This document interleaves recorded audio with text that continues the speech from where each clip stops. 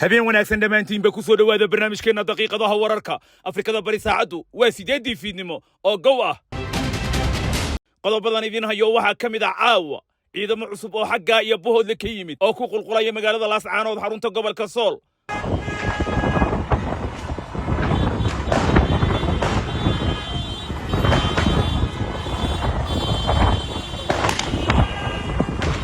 dawladda Soomaaliya oo mas'uuliyiin horay xil u hayay ku sheegtay laguna eedeeyay xatooyo xoolo dadweyne xafiisku wuxuu maxkamadda ka codsaday inay soo mudeyso maxkamadeynta iyo dhageysiga dacwadda loo haysto eedeysanayaasha dhamaantood isla markaana wuxuu sidoo kale maxkamadda ka codsaday inay gaarsiiso dhammaan eedeysanayaasha eedda loo haysto xaguu maraya khilaafkii Jubbaland ee ku saabsanaa arrimaha gado mas'uuliyadina waan ku soo dhaweynay haddaan soo dhaweynay propaganda iyo dhibaato iyo arrin kala abaabuleen ay ugu tala galeen in asaga iyo shacabka degmada iyo maxaa la dhihi jiray ummadii oo dhan in la isku dhufto Somaliland waxa ka taagan khilaaf ku saabsan xilliga doorashada la qabanayo xisbiyada Somaliland ayaana amuurtaasi isku haysta ATMIS oo ah ciidamada nabad ilaalinta Soomaaliya jooga oo sheegay 7 saldhig oo fariisimo u ahaa inay hadda ka baxeen ruushka wuxuu wili duqeyn cirka ku hayaa magaalooyin ku yaala Ukraine iyo dabcan xubinteennii suugaanta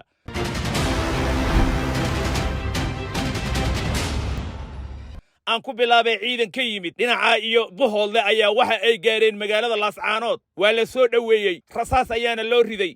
ciidankan markii uu magaalada galayay xaalku sidan ayuu ahaa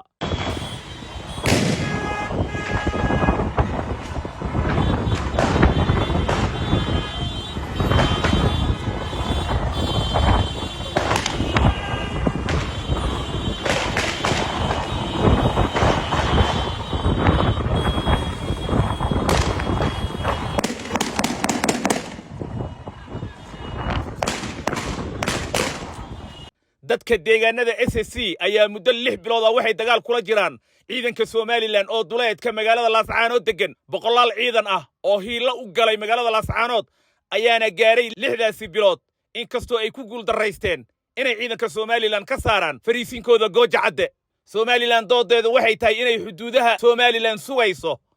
dadka deegaankana waa markii ugu horeysay oo ay si dhameystiran isugu raacaan inaysan Somaliland qayb ka ahayn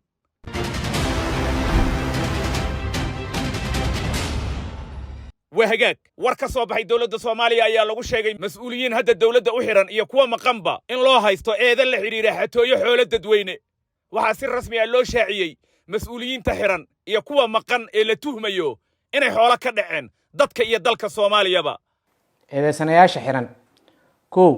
إذا سنها كواد عبد الله محمد علي هياسميه جود وزارة الشقة أريمها بالشدة حكومة فدرالك الصومالية xilka agaasimaha guudna loo magacaabay 6 August 2020 labo eedeysanaha labaad Maxamed Cadde Mukhtaar Cabdiraxmaan agaasimihii guud ee wasaaradda shaqada iyo arrimaha bulshada ee xukuumadda federaalka Soomaaliya xilka agaasimaha guudna hayay intii u dhaxeysay 25kii bishii 6aad 2015 iyo ilaa 9kii bishii 7aad 2020 eedeysanaha saddexaad Abdullaahi Maxamed Cusable ahna agaasimaha waaxda ajaanibta ee hadda socdaalka iyo jinsiyadaha Jamhuuriyadda Federaalka Soomaaliya afar eedeysanaha afraad Cumar Macalin Cali Cumar Katiin agaasima ku-xigeenka waaxda ajaanibta ee hay'adda socdaalka iyo jinsiyadaha Jamhuuriyadda Federaalka Soomaaliya shan eedeysanaha shanaad Saabir Xasan Cabdinuur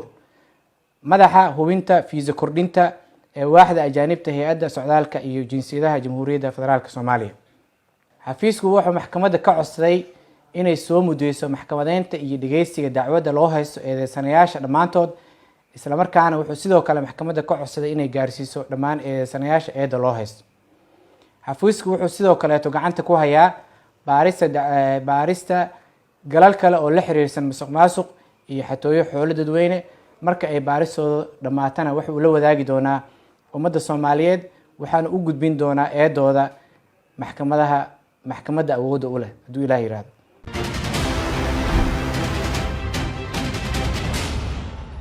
وهجاك sida muuqata maamulkii cusbaa ee Jubbaland ay dhawaan u soo magacawday gado ayaa hadda si rasmi ah u gaaray magaalooyinka Garbaharre iyo Luuq gudoomiyaha degmada Luuq oo muddo badan diidanaa Jubbaland ayaa hadda sheegay inuu taageerayo maamulkan cusub ee la soo magacaabay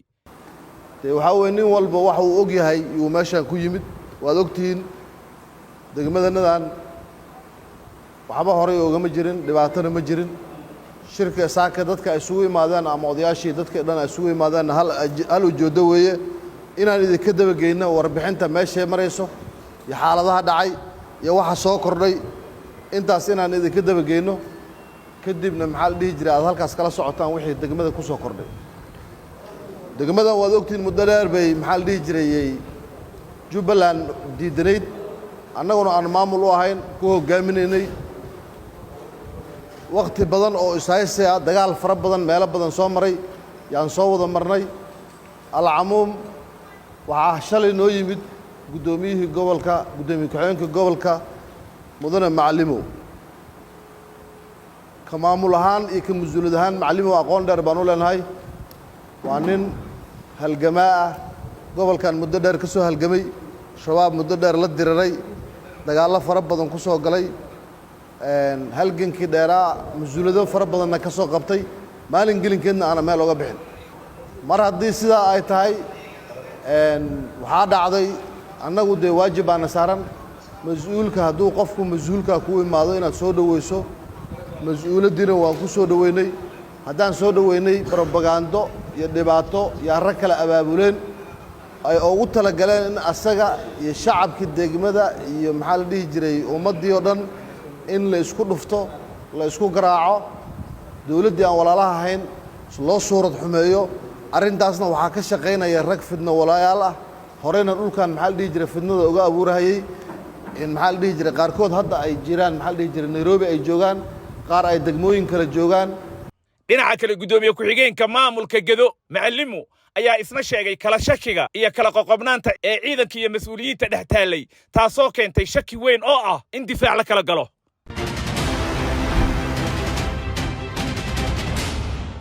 وهجاك دقيقة ذي ورك باهنتني في نماية ولبرتك كجرنا Somaliland waxaa la isku khilaafsan yahay xilliga doorashada ay dhacayso xisbiyada mucaaradka xisbiga kulmiye ee talada haya maxkamadda sare ee Somaliland iyo guddiga doorashooyinkaba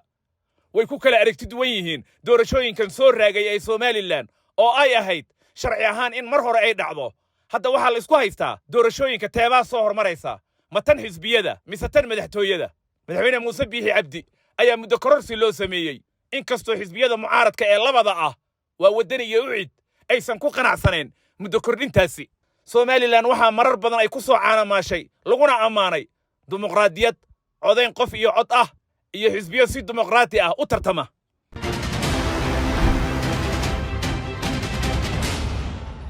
وهجاك ciidamada ATMIS ayaa ilaa hadda 7 saldhig oo fariisin u ahaa ka baxay waxa ay qayb ka tahay amurtani dhimista la doonayo in la dhimo ciidanka ATMIS ee Soomaaliya jooga ergeyga midowga Afrika u jooga Soomaaliya ayaa ka warramay saldhigyadii ugu dambeeyay ee ciidamada ATMIS ay faaruqiyeen 1st July 2023 the strength of ATMIS forces had reduced from 18,586 to 16,586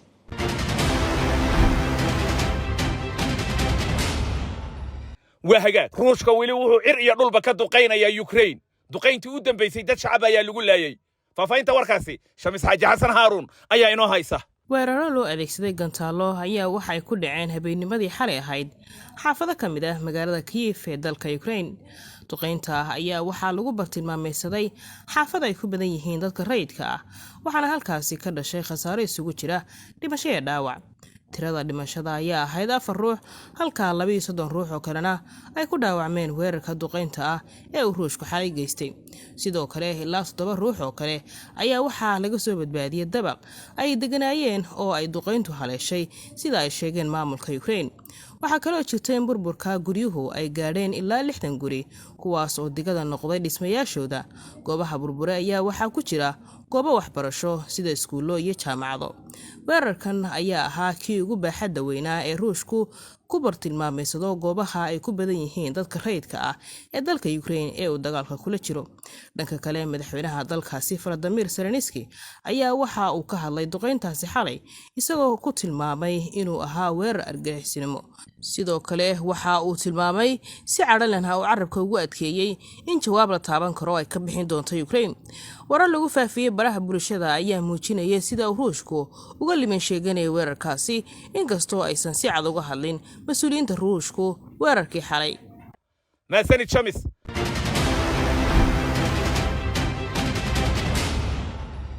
inaad jacayl u muujinno oon u mahadcelinno dadkiina soo garab qabtay ee na caawiyey si aan horumar u gaarno waa ay fududahay. adigoo isticmaalaya World Remit waxaad si fudud iyo qiimo aad u jaban lacag ugu diri kartaa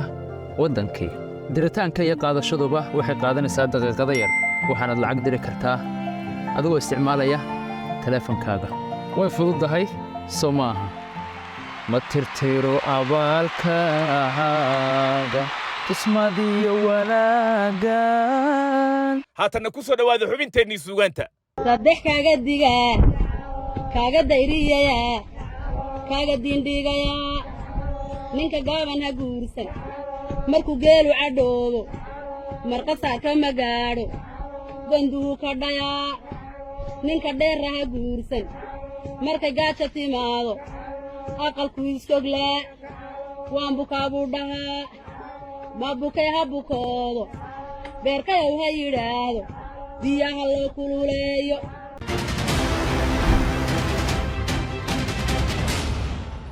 barnaamijkeennii daqiiqadaha wararka caawa waa naga intaas. waad ku mahadsantihiin daawashadiinna. cabdifataax cabdullaah soo saaray, anigu cabdirasaaq catoosh baan ahay. maxamed elfis wuu farsameeyey. tan iyo kulankeenna kan xiga, nabadgelyo.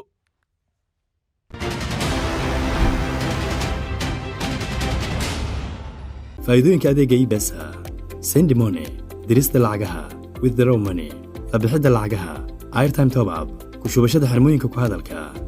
iibesa pay, lacag bixinta ama tukaamaysiga, loans and savings, amaahda iyo kaydka, iibesa global, xawilaadaha, iibesa mastercard, virtual mastercard, banking service, adeegyada bangiga, iibesa goor kasta iyo goob kasta.